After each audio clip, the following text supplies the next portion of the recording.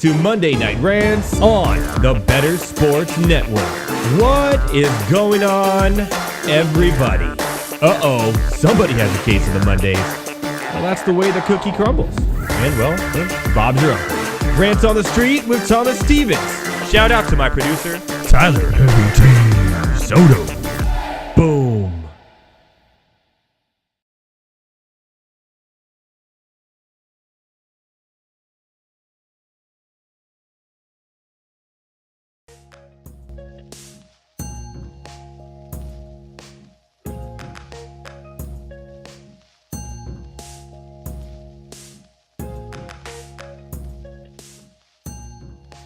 Yes. What is going on, everybody? Welcome to Monday Night Rants, this very special Super Bowl hangover edition for everybody out there. So come cure your hangovers, your Super Bowl hangovers, especially you 49ers fans. I'm not going to lie, I was rooting for the Niners myself. I was at a Super Bowl party with a bunch of Niners fans. And there were some Swifties there too, who were just rooting for the Chiefs because of Taylor Swift. It was a good time. The best part about it, though, besides the game being pretty good, the food, man. Ooh, the food. We're talking sausages, tri-tip, Frito boats, those little smokies and the barbecue sauce. I probably had like 14 of them. A reason why my acid reflux was going off the charts this morning when I woke up. It was crazy. The food was amazing. The party was fun. The game was great. A lot to dive into. That is 100% for sure. Betting wise, it did pretty decent. To be honest, all my unders hit, but my overs not so much. This seemed to be like the kind of the game in general. However, I made a lot of money on Usher. He played some of my plus 100 songs that I got bonus value back for. He didn't open with OMG, but I got the Ludacris prop. I got the, obviously the Alicia Keys was the very easy one. Easy money. And, of course, enough with the tails never fails. It was heads. It was always heads. And Reba McEntire just going over the 90.5-second mark. So even though the game didn't pay out as well, by the way, the total under by a half, too. I was sweating that out in overtime a little bit. And I was, wait, if they score a touchdown here, they don't kick a field goal. So therefore, it's going to hit the under. And I hit as well. So I did pretty well. Plus money yesterday. I didn't hit any squares. That sucks. I was a big square winner last year, but not this year. Can't win them all every year. Plus, those things are completely and utterly just pure luck. But we have a good show tonight. A great show, if you will. So again, cure your food and drinking hangover with us tonight. Because joining me, always, Tyler Heavy T. Soto. Rant on the Street with Thomas Stevens will be joining as well. Will be 5 questions that were asked over this last week. I heard there's a UFC question. I'm excited about that. We had a pretty good UFC card coming up this next weekend as well. After that, our boy, our friend of the show, Matthew Selz. That's right, Matt Selz is coming on. That must mean one thing and one thing only. It means the Daytona 500 in the NASCAR season is underway. This next weekend, you go from the Super Bowl to the Super Bowl NASCAR, baby. The Daytona 500. We'll talk to him about that, what he did yesterday for the game. I want to know what Heavy T did yesterday for the game, what Thomas did, what they ate, how they felt. We're going to dive into it all here on Monday Night Rants. And, of course, feel free in the chat to just send anything you want. A question, a statement. You don't like the way that my glasses look. Don't care. Put it in the chat. I'll respond. Let's have a lot of fun. Next week, by the way, we have the All-Star game. The NBA All-Star game is this weekend, too. We got the NBA All-Star game, the Daytona 500, a slam dunk competition, all that good stuff. Man, see, it's still a good weekend. It's still a good weekend for sports. We got basketball now. Probably be on full display here over the next few weeks as we get closer to March Madness as well. We'll have the, NFL draft. By the way, I will have my mock draft up. I just finished it today after the final of the Super Bowl, so I know who won, so I know who goes last. I did finish my first version. I'll be posting that on MondayNightRants.com. By the way, go to MondayNightRants.com for picks, Send us your questions for Rants on the Street, or just catch up on old shows. Say hello! And also, still working with Tyler Heavy T Soto and doing his inept team list. Very excited about that. But let's jump into the rant lines. The big game. Was it the best? Was it the best big game ever? Some could argue it is up there. It was a good game throughout. We're going to be kind of breaking down different aspects of this as we go forward here on the rant lines. It's a great game. The longest game in the history of the Super Big Game Bowl. That is for sure. It was by far the most intense I have seen. It was good. Exactly how I scripted it in my head. I thought the first half is going to go by quick. Both teams trying to establish the run, which they did. And then it seemed like 3 and out for Kansas City that entire first half, man. They really, and I mean really, had them just on their heels, the 49ers. And they just couldn't capitalize. The fumbles, we'll go over the stuff later, of course. But man, there was a lot that we could break down, go over strategy-wise. I thought both coaches did a pretty good job with their strategy in this game. They were very evenly matched, as I said. Very evenly matched, and it showed. It was just the mistakes from the Niners were the two biggest mistakes, I think, of the game, which we'll go over, is what cost them the game ultimately in the end. But my Jake Moody prophecy did not come true. And that is kind of sad, to be honest. But what can you do with that? So moving on here, we're going to overtime blues. We'll just go right to the overtime issue here. The fact that it came out today that none of the 49ers players, or the majority of them, did not know the new overtime rules. That's why they went for the ball first when they won the coin toss. And I was like, okay, it's an interesting strategy, Cotton. I don't know what I would have done in that situation, because was it a dumb move? I don't know. Get the ball first. They should have scored a touchdown. They almost went down the field and scored the touchdown, putting more pressure on Mahomes and the Chiefs. And when they didn't, in my head, I'm going, uh-oh, and we're gonna keep on going. There's no end of this. There's no tie. And Mahomes will probably go down the field and score a touchdown. They had the fourth down. They couldn't convert. And this is just another game where Shanahan just cannot hold a lead. And in the playoffs, in the Super Bowl, and there's the overtime blues, the late game blues, whatever. I don't think that they were being too conservative. I mean, not blocking Jones at all on a third down was a choice, but but that is what it is. And the defense played pretty well. That punt that hit the 49ers player's leg, and then Ray McLeod had to try to pick that up. That was the turning point of everything. When that happened, the Chiefs immediately got their touchdown, and then it was like, uh-oh, here we go. That was literally, I think, what changed the whole landscape of the entire game. And then overtime happened. We almost had 2 overtimes, which would have been absolutely insane.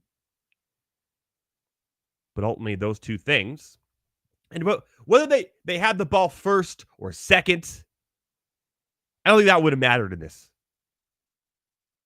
Yes, they would, but I know, Edward, but they would have had to know what they had to do on fourth down and not kick a field goal. They'd have to go for it. Well, at the end of the day, okay, still, it's not like college. We start the 25-yard line. And both these defenses showed that they were pretty good all season long and in this game. So, therefore, I don't mind it. It's dumb that it came out today that the players had no idea what they're doing. That sucks.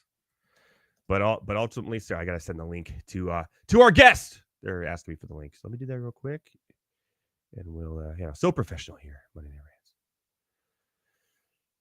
But ultimately, it was the overtime that decided the game. One other part of the game that I found interesting was this, and this has become a meme now. It's a meme all over social media. Need a Snickers. What was going on here?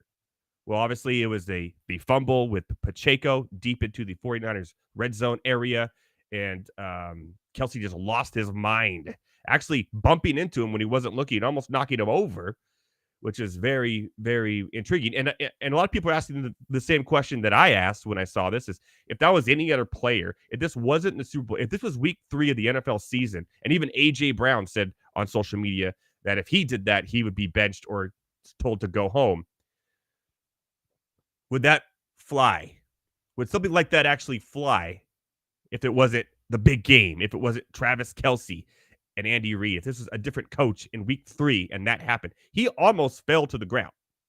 He bumped him hard, yelled at him completely. Of course, at the end of the game, they both did kind of blow it over. Travis Kelce said, "I'm going to keep it between us." And he was just telling him how much he loved him. And of course, Andy Reid joked about how he was testing Andy Reid's hip out, which is silly to begin with. But ultimately, at the end of the day, all this outburst and everything, as silly as it seems, it didn't cost them the game or anything, and no one got benched. It was just seemed a little over the top and unnecessary, if you will, from Travis Kelce. And I don't like how at the end of the game, he didn't win MVP. He had a terrible first half. He had a really good second half in overtime. But then he just happens to have to be on the stage. Is it the stage only for the coaches, the owner, and the MVP of the game? Who should be Juwan Jennings, by the way. More on that later. But why is Travis Kelce up there?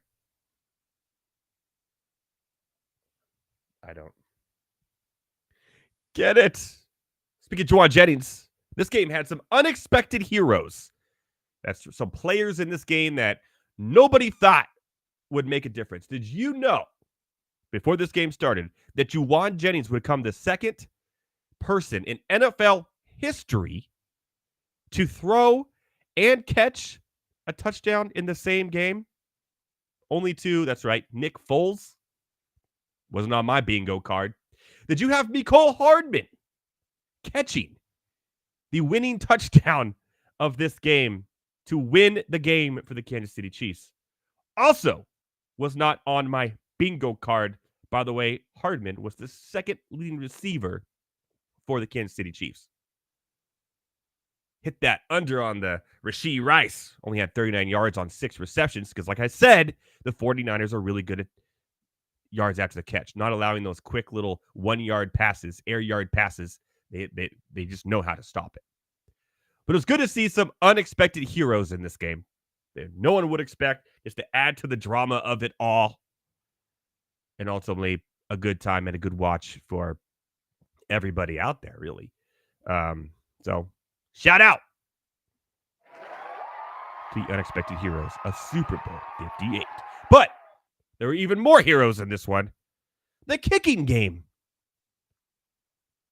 The kickers were on display, and boy, were they. So many records were broken in this game from the kickers. First of all, Jake Moody kicked the longest field goal in Super Bowl history from 56 yards, but hold my beer. A quarter later, Harrison Butker hit a 57-yarder. That's now the new longest kick in big game history. By the way, Moody was also the first kicker to hit 2 field goals in the same game from 50 or more yards away. Butker also tied the record for most field goals made in a single Super Bowl and for the most attempted in a career with 10. The kickers. Butker could have been the MVP over Mahomes, really.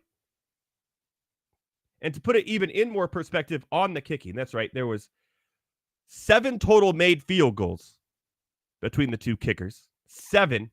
And shout out to the punters, because we also saw 10 punts in this game as well. 7 field goals and 10 punts. The defense really, and I mean really, came out to play, giving the kickers their due. Can a kicker win MVP? Yeah, I don't know. That'd be pretty cool, though.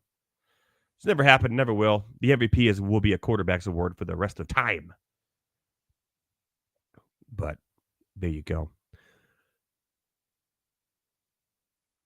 Yeah, yeah.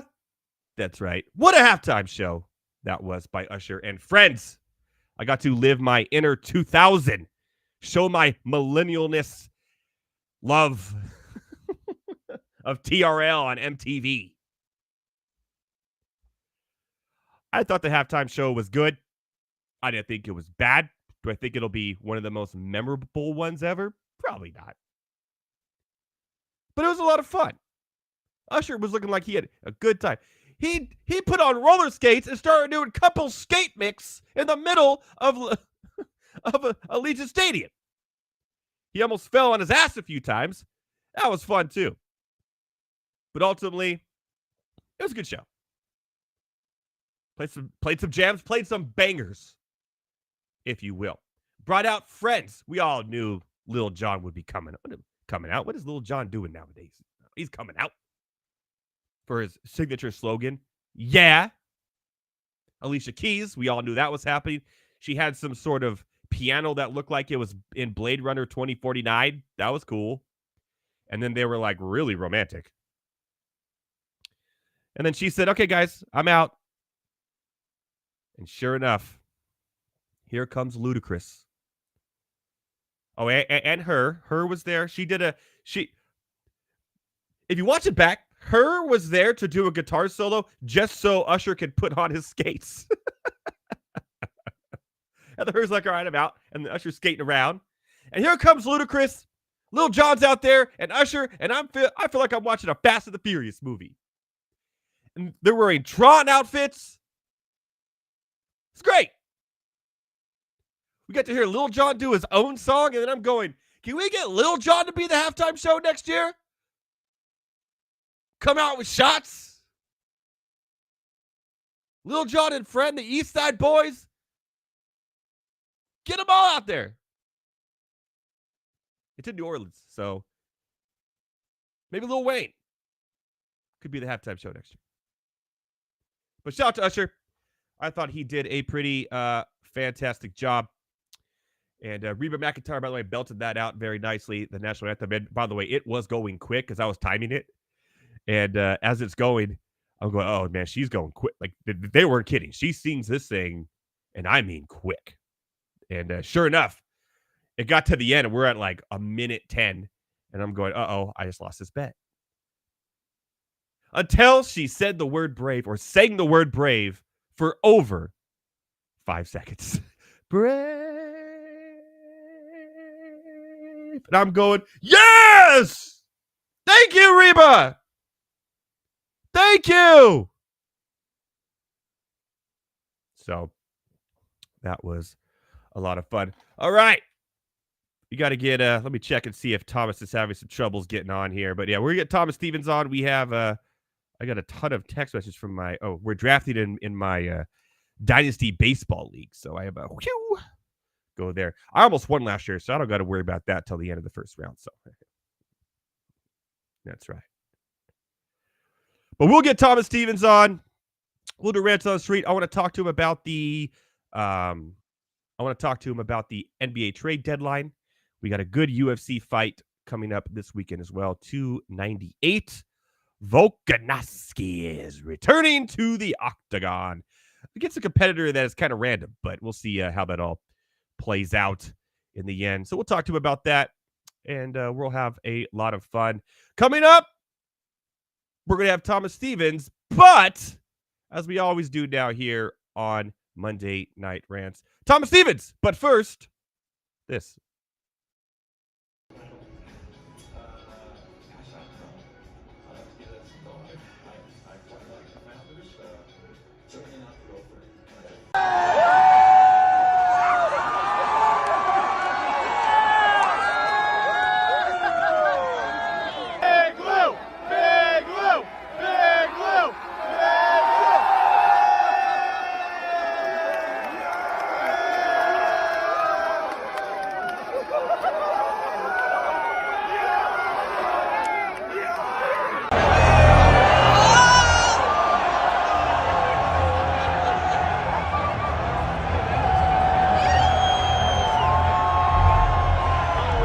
Swimming. Oh my goodness. Okay. You be you. Eat the snake! Eat the snake! Eat the snake! Eat the snake! Eat the snake!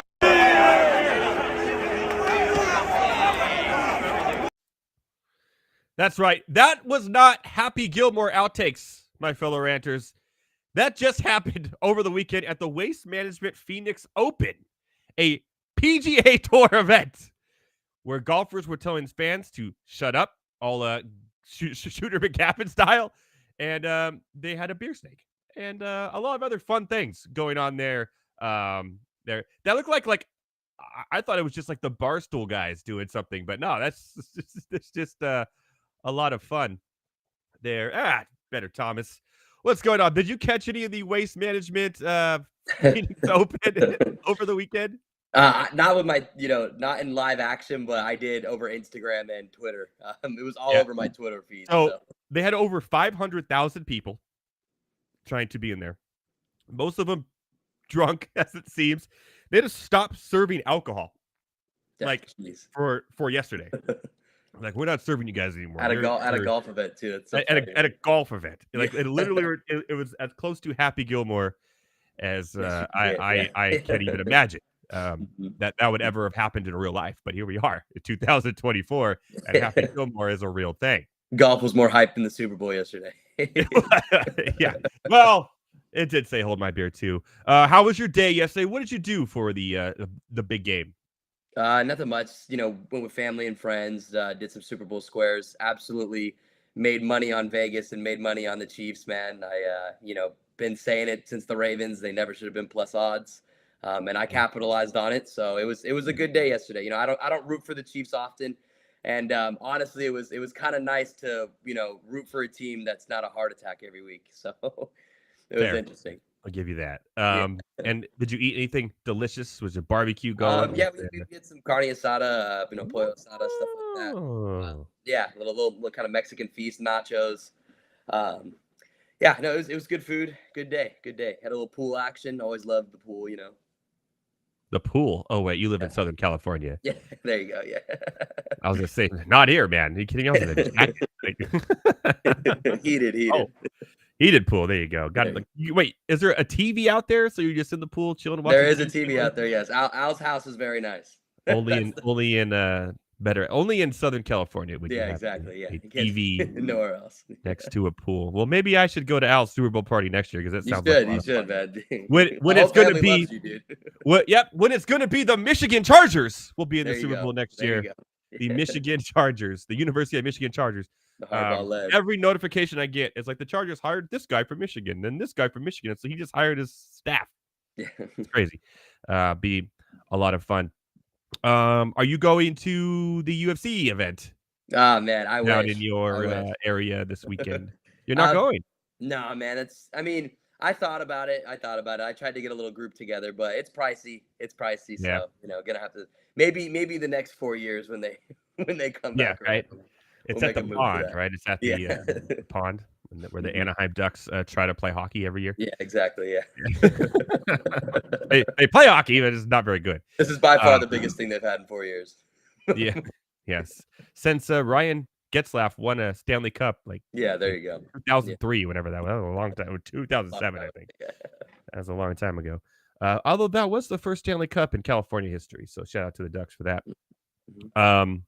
All right, well, we got Rants on the Street, and then after that, I do want to talk about NBA trade deadline as well, and then maybe we'll bring a heavy tea on before Selz joins us, and we'll just have a smorgasbord of Super Bowl talk. So for sure.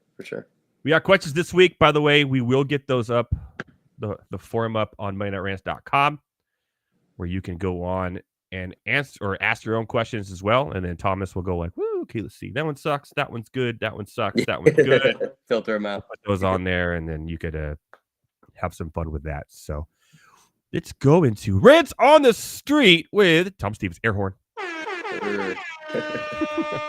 All right, number one, we're going to start in the NFL. I think everybody, has NFL questions right now. The big one surfacing. I'm glad we got this question. I don't think we've directed these two yet. But, if the Bears plan to go Caleb Williams and, take the obvious choice, where does Justin Fields end up in your eyes?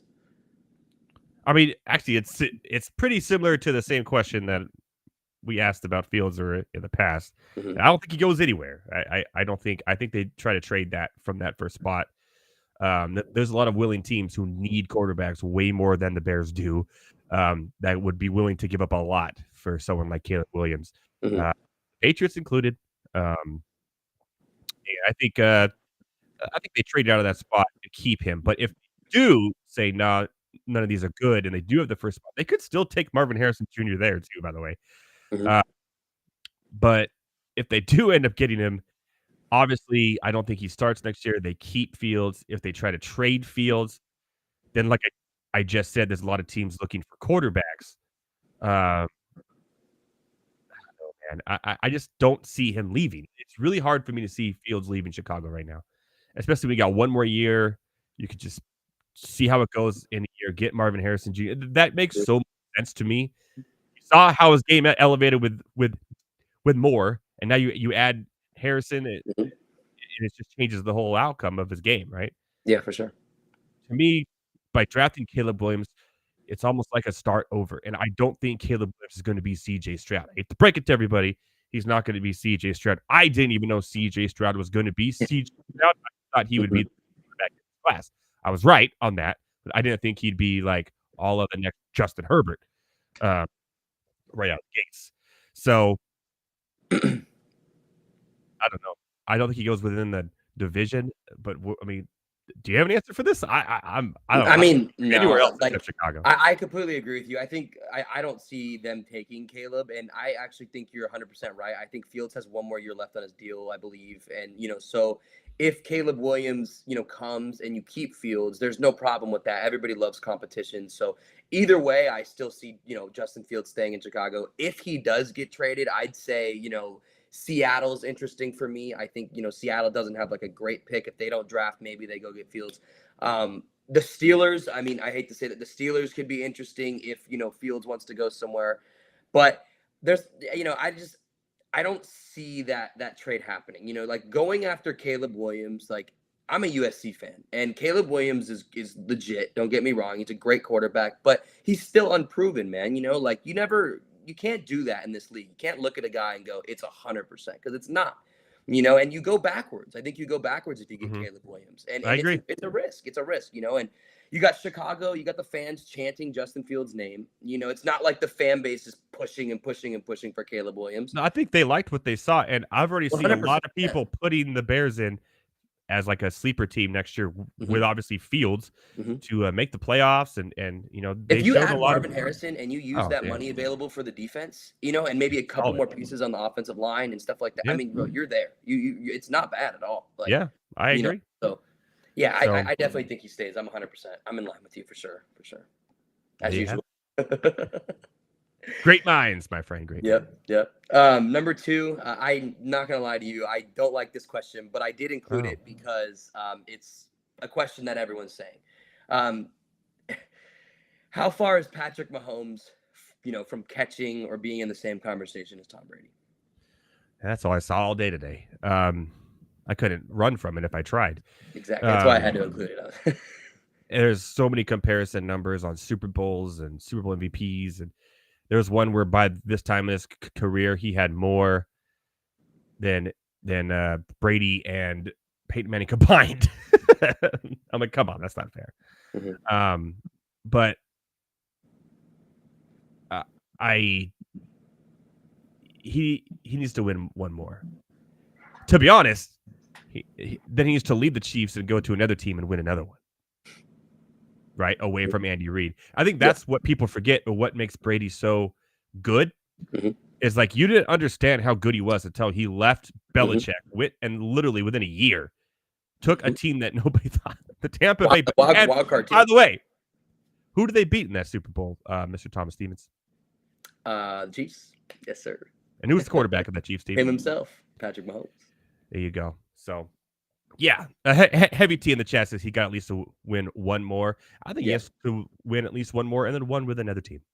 Yeah, for sure. I mean, listen, I'm gonna be honest with you, man. I'm on more than one more. I think Tom Brady's the undisputed GOAT, and he will be the undisputed GOAT. I don't think anyone's ever gonna catch him. Patrick Mahomes is amazing.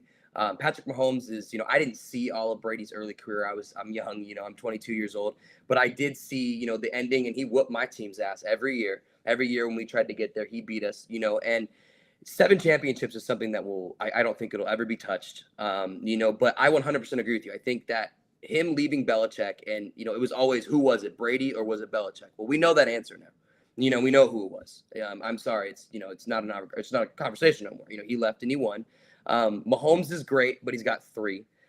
Brady's got 7. And, whenever I tell somebody, this argument, that's why, frustrates me a little bit, is because Tom Brady beat him. Like you said, Tom Brady was 40 years old, and I understand Mahomes is, getting better and whatever it is. But 40-year-old Tom Brady, who was a wild card team that year, and the defense was good, don't get me wrong, they beat the Chiefs. They beat the Tyreek Hill and Kelsey Chiefs. So I don't like this conversation. I don't think it's Not close, yet. but It's only you're gonna because hear it. he's only 28.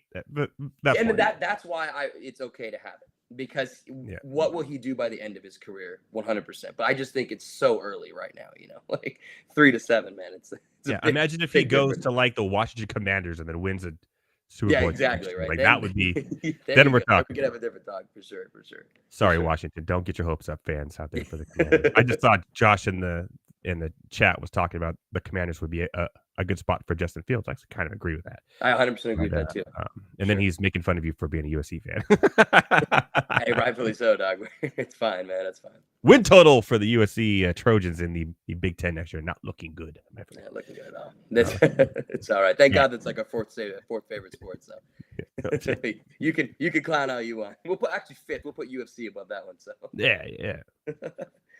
Number 3, we're gonna go to the NBA world. And I love this question because we're gonna talk about my favorite team. So was Spencer Dinwiddie a solid pickup for the Lakers? Yeah. What was his route to get there? Didn't he get traded and then got waived and then trade buyout, or I don't know. It could have just been bought out. I'm not sure. Yeah, I know he was traded right the day before the deadline, and then he ended up being bought out and then signing for the Lakers. I mean, yeah, it's a better body than Cam Reddish. Yeah, for sure. He's pretty good over there for Brooklyn. He was good. Was he in Dallas before then? He's a bucket. Yeah. So I mean, Russell's been kind of trash. Why not get another body that can make buckets in there and just for nothing, right? Like really nothing. Yeah, that's exactly. Yeah, exactly. Who's an above average player in the NBA? So he's not going to have as many minutes as he's had in Brooklyn, that's for sure. But I think ultimately it's just better than what they have now.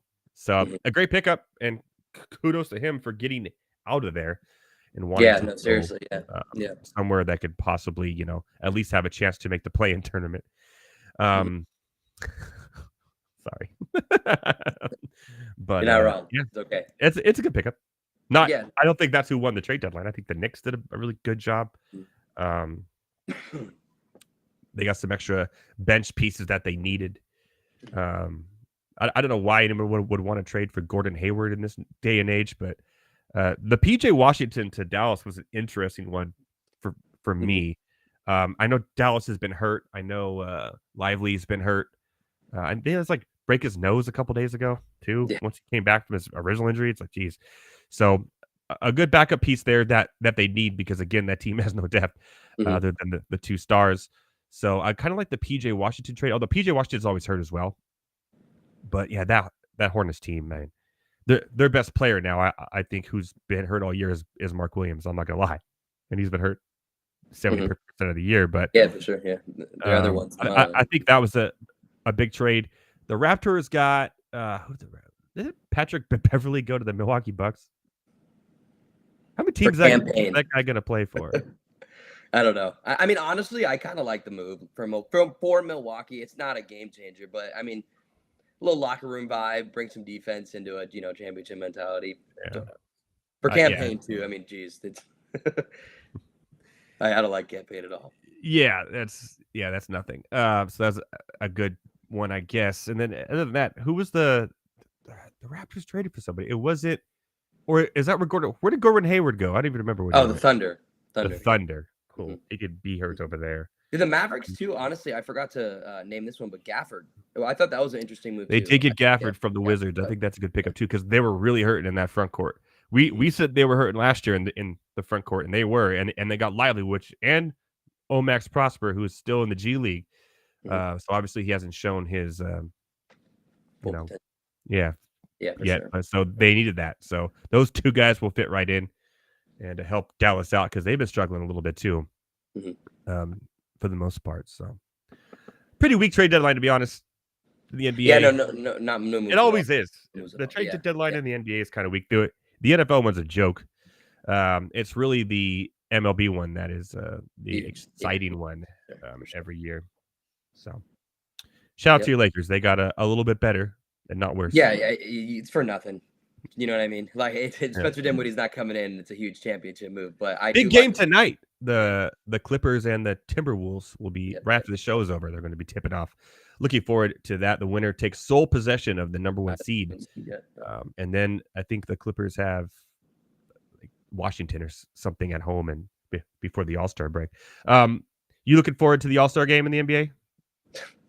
If there's, I don't know, man. I mean, dunk competition.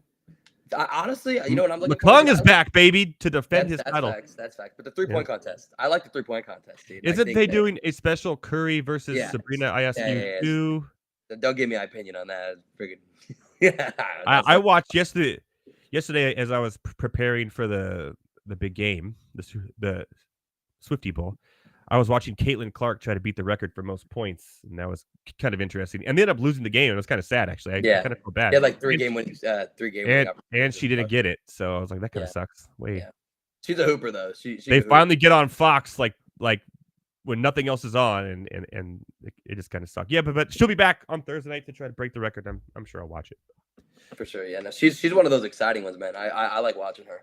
100%. Yeah, apparently they sell out every away game too, wherever they go. So I can see it. She's the Curry of college hoops right now for the women. She pulls up from half court too. Dude, she was doing that yesterday. I was like, what the heck?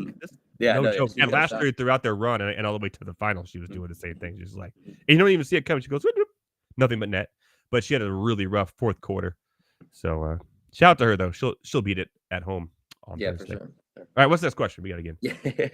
Number 4, you kind of touched on it a little bit, talking about their best player and the injuries and stuff. But this question is interesting, man. Do you think, with injuries and stuff like that, does LaMelo Ball have the same, trajectory to end up like, Lonzo Ball? Is Lonzo Ball still playing basketball in the Pelicans? He's on the Bulls, and he's. That's right. He's on the Bulls. He's been on the bench. He's on the Bulls now. Finally, I think activities. Melo's probably the most talented one by far. But they need to stop wearing those big baller brand shoes or whatever because those things do nothing but cause injuries or something because they're always hurt. Like every time LaMelo has like this run of like 10 games where he's like, man, he's triple double crazy galore, then he just gets hurt and he's always hurt. He's really like probably one of the worse than Gordon Hayward. That's saying something. Is the same. And yeah, in the chat they're saying that the same thing too. Is Lonzo is always the same too, right? And then where's the other ball end up? Isn't there a third ball that's somewhere out there? Probably, I don't know, stealing sunglasses. Somewhere else. Something. So yeah, I mean he's really talented, a little undersized, but he's so good and just always hurt. And it's always his ankles, always his feet, always his legs, and that's not what you want in the NBA. No, yeah, 100%. I do think Mark Williams is their best player, but he's just always hurt as well. That team is just cursed. For sure. We talked about the Orlando Magic laughing that no one realizes they're an NBA team, but the Hornets are up there. And even though Detroit's having a legendary, terrible year, I think at this point, if I were to do my power rankings, the Hornets would be dead last. Detroit's actually playing some solid basketball right now. Yeah, they got close to the Clippers at least the other day at halftime. Jalen Duren's legit, man. He is the real deal. 100%. They got a pretty decent team with Jaden Ivey. It's just Cunningham when healthy. It's just always unhealthy, and then after them, the bench is kind of weak. But yeah, the Hornets are in a state of huge disarray. I think the worst team in the NBA. Yeah, no, just to answer this question really quick, I think that, skill wise, it's not even close. I think LaMelo Ball, I believe he has been an all-star before. Could be fact check on that one, but I think he has been. And regardless of what, when healthy, he isn't. He plays at an all-star level. That Charlotte team, when they were healthy with Miles Bridges and, everything, PJ Washington, everything was going right. Terry Rozier, they weren't a bad team. They were solid. They weren't a good team, but that team falls off drastically without him, and so he's the better player. But listen, I agree with you. I think that they don't wear them no more, but those big baller brand shoes, it messed them up. When Lonzo was on the Lakers, there was an ankle injury almost every week with this guy, dude. And you're kind of seeing the same sort of injuries with LaMelo Ball. And so it's sad, honestly, because both of them have a lot of talent, man. They're both very talented players. So it sucks, but I definitely can see it, man, because it's the same exact path as Lonzo. So it's easy to line them up 100%. Yep, I agree with that. Sucks, but it is what it is. Yeah, it is what it is. They're not my team, so not my problem. Grandmama ain't there anymore. Don't care. All right, number 5. We're getting a UFC question, man. Something that we've never got. I'm hyped about this one, dog. Shout out. Yes, shout out. I got my answers for this. I actually, we didn't even text, so I do want to hear yours too. But what was wrong with Joe Pyfer? Well, I don't think anything was wrong with him. He was playing his game. He's a boxer. He's a hitter. He has a few submissions, but they're against weaker opponents. And he just has never been past round 3. And now you got main event, 5 rounds. He won the first 2 rounds, in my opinion. Yeah, 100%. And then after that, it was all Hermanson each round up until the end. And that's what ultimately cost him. And the last round, he just had no energy left. And he stopped. He wasn't jabbing at all. He was just going for the big killers. And then Hermanson was just blocking him with his hands. So I think he's still a good prospect. He's still young. He's still like, what, 28, 29? Yeah. And I did bet on him and I lost. But it's just, I don't know. He seems sluggish. Like he was just waiting to just get that big hit to knock him out. And he got it right off the bat. In the first round, he hit him square in the face. That was a hard hit that was loud. And in the Apex, when you hit someone like that, it's louder than it is. There's no crowd. 15 people in there. I was like, wow, here we go.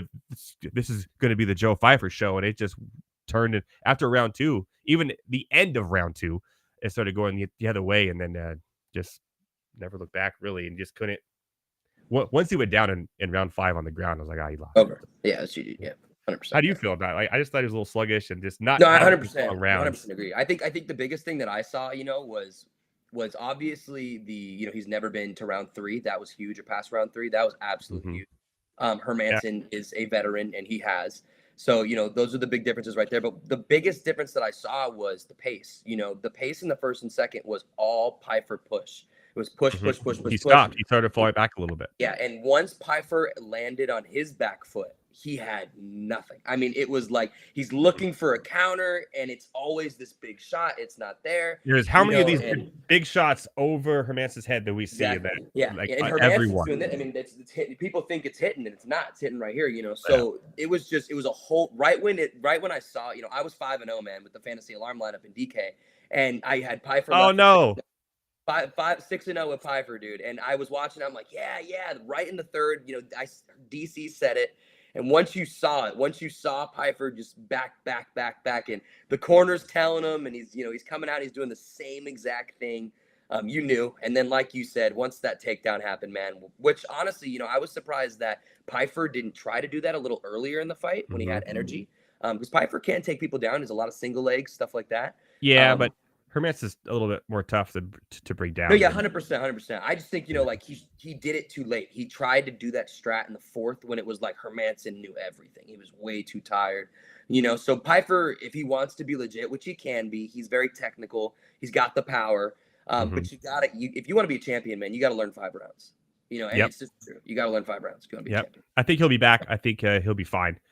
Real quick, because we got to move into other things here. Who do you got on 298? Do you think Volka keeps his title or the undefeated Tapuria, 14-0, by the way, takes it from him?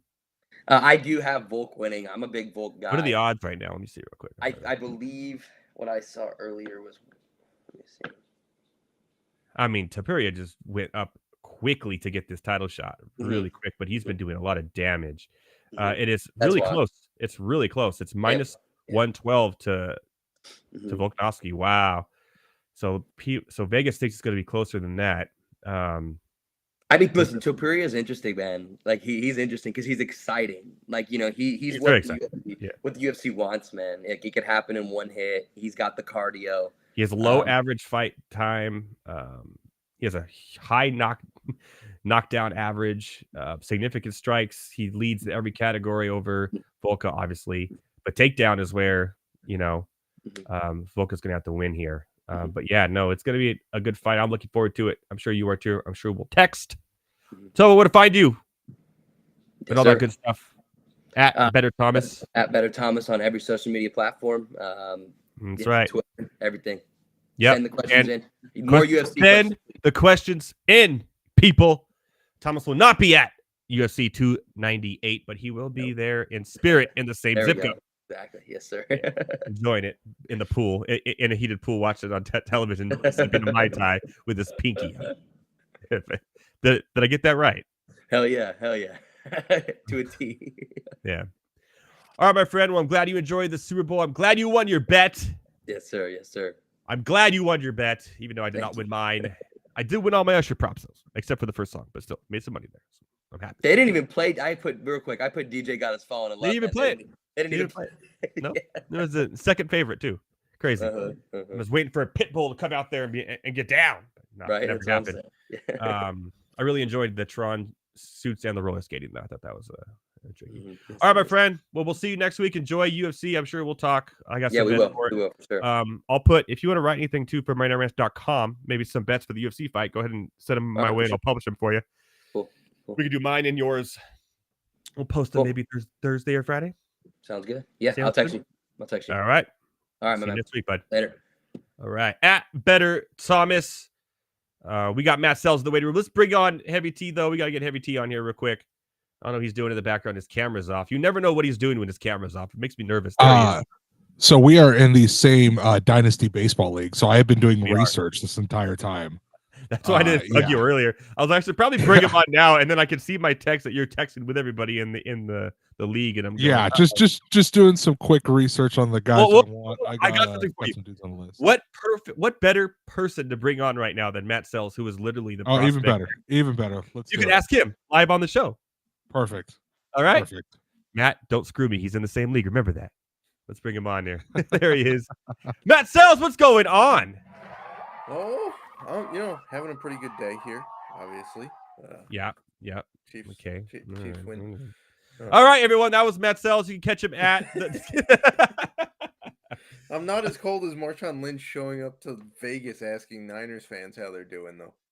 That's pretty good. No, I have not. But that seems like something Marshawn Lynch would do. Casinos stalking 49ers fans, asking them. Of course, that dude is a national treasure. I love him so much. He's an actor now, by the way.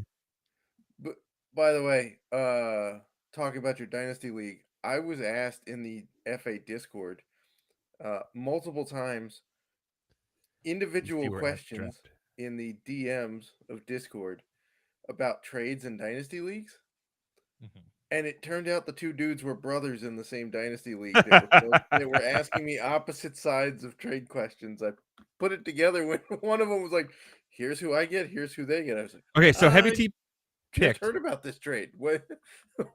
That's great. That's actually hilarious. So Heavy T, you both sides. I gave the same advice to both sides. So that's fair. Heavy T had the fifth pick. Yeah, he picked. He made a pick. Walker Jenkins, outfield for Minnesota, 5 overall. Paul Skeens was already gone. Wyatt Langford was gone. Dylan Cruz was gone, and first overall was that Japanese pitcher for the Dodgers. So, or second overall. Yeah, he went second. So how do you do? Grill him. How do you do? Kid, he's gonna be spectacular. Who the pitcher for the Dodgers? The pitcher for the Dodgers? Or who are you asking me about? Yamamoto? Or are you asking me about? No, I want to know the guy that Heavy T picked. Walker Jenkins. Yeah, Walker Jenkins is going to be great. Now, you're going to have to wait a little bit because he was taken out of high school. Yeah, that's fine. And the Twins tend to slow roll their guys a little bit. But there's clearly a need in outfield in Minnesota. Byron Buxton can't stay healthy. They don't have Michael A. Taylor there. They moved Nick Gordon to the Marlins the other day. So there's a need there. But that guy is spectacular. He's having a better pro debut than I thought he would coming out of high school. There you go, Heavy T. Look at that. Getting praise for your pick. You feel better now. We're keeping the look at that smile on his face. We're look keeping at the that dynasty smile. rolling, baby. We're keeping it rolling. Smile. He is excited for that one. Look, let me see where I have him ranked in my latest. Yeah. While you look that up, I am going to say this. I have him 16th in my latest top 400. Let's overall. go. 16 out of 400. Just overall prospects, not first year. I have Paul Skeens 12th. Who else went? Wyatt Langford 8th. Yamamoto 5th. Dylan Cruz 4th. I'll take 16th. That's fine. You get a golf clap. Yeah, but not a waste management Phoenix Open golf clap, because that would be considering everyone I was looking at that was ahead of him on the top 100 list was already claimed by somebody else. Yeah. So I was like, okay, I'll take 16 is great. I'm cool with that. This is going to be my training ground as I will eventually take over as GM of the Angels in due time. So yeah, this is the training ground. Already making better draft picks than they are. Yeah, jeez, God, don't remind me. That's so sad. Matt Selz, yesterday, how was your big game day? Did you barbecue some stuff up like you always do? Go to a party? I was going to make chicken shawarma, and then I ran out of time. So instead of doing chicken shawarma with the chicken thighs, I made hoisin barbecue chicken in the Instapot. Nice. And then I made some homemade naan to go with it. Nice. Did you have a celebratory beer after? I had multiple hard ciders and a few shots of Kahlua because I won't do vodka anymore. Wait, so did you play the Taylor Swift shot game? Because you were like 10 deep then. That was I did not. I was driving, so I knew that was going to be a loser. Yes. Yeah, you'd definitely. Heavy to relax, so I was DD. Still had a couple of drinks. With multiple ciders and some shots of Kahlua. Yeah, it's a 5-hour game, man. That's a very Nebraska thing right there. I love it. No traffic on the way home. Not really. Yeah. Not in our world here in California. Heavy T, what did you eat? How was your big game day? Kept it simple. Just had the family over at my place. Just had burgers, dogs. Real simple. An American. Yeah, really. The only thing I did extra is after the game, I went with a friend to the bar because she is a massive Niners fan, and I know what the Kyle Shanahan collapse feels like all too well because of that right there. So yeah, I needed someone to comfort me 7 years ago. So I'm like, it sucks when your team blows a lead in the biggest game. And ironically, both our teams lost in overtime by the same person. Thanks a lot, Kyle. You suck. He has lost 3 double-digit Super Bowl leads now. And a double-digit lead in the NFC title game versus the Rams. So he cannot hold a lead. And the news that came out today with Juszczyk saying, "Oh, we didn't know the overtime rules." Multiple guys. And on the other side, Chris Jones is like, "Yeah, we had like 2 or 3 meetings about the overtime rules specifically." That shows you the difference in coaching right there. Yeah, they met after each round before and after each round of the playoffs to go over the overtime rules in Kansas City. Look, Kyle Shanahan, great offensive genius, but he still has a ways to go. You know what? I think to even be where his dad was. I got news for you. Steve Young was on the Dan Patrick show this morning, not live, and still said he didn't blame Shanahan because he put the ball in Purdy's hands to go down, score a touchdown, and win the game and get off the field. That was this morning after the game. So Steve Young didn't even know the rule. After it was literally talked about. That was the first time we've ever seen the new rule, right? It's been 2 years now, but there's been no overtime, right? Correct. That's the first time. How awesome is it, by the way, that Mahomes is the reason why the new rule happened, and then he won the first game with the new rule. Yeah. Yeah, getting the ball technically second, it's by the way, touchdown. too. Yeah, which I mean, so I will say this: some people were blaming Shanahan for taking the ball first. I don't think it really matters because you're going to have a chance anyway. I So agree. I'm fine. Yeah, I'm fine with think taking the you ball take- first. I think you take the ball second every time. Mm. Here's why. I That want to extra know what fourth down. Yeah. I want to know mentality. what I have to go get, because even if San Fran drives down, gets a touchdown, they're not going for 2. They're kicking the extra point. So That's now true. KC would know you get an extra point, you extend the game, or you go for 2 to win, right? Secondly, not only do you give Mahomes an extra down for the entire possession, you also gave Kansas City an extra chance to win. Here's why. A defensive score on the first possession ends the game. Mm-hmm. If KC had picked off Brock Purdy, which, by the way, they almost did on the, first or second throw of overtime, Mm-hmm. if they pick that off and return it, game over. If they pick it off, they get the ball. San Fran, all they got to do is score at that point. Both teams have had a possession. So you gave KC 2 shots at winning instead of just That's one. I never thought about it like that. That is crazy. You are right. You know, when you And I know mentioned he the said 2 his shots of defense winning, is tired. All you got to do is stop them for 3 plays. Because if you flip it, that 4th and 1 that they ran, that Mahomes ran the QB sneak. Yeah, the 4th and 2. Yeah, they would have punted it, right? Yeah, they would have punted it and said, defense, go stop them because they're buried. They're out of field goal range. You make them go drive to field goal range. And then if you get beat, oh, well, like you played it the way you were supposed to. I would always want the ball second for you have a far Okay. better shot at winning. I'm Okay. right now. Yeah, I can agree with that. Yeah. Never looked at it like I that. will say this. I personally think that Brock Purdy just kind of proved last night that he's, first off, he should have never been in the MVP conversation during the season. Second, I think he's just a guy. And I guess this will be my first hot take for this upcoming season. Do not be surprised if Shanahan goes after a better quarterback in the offseason.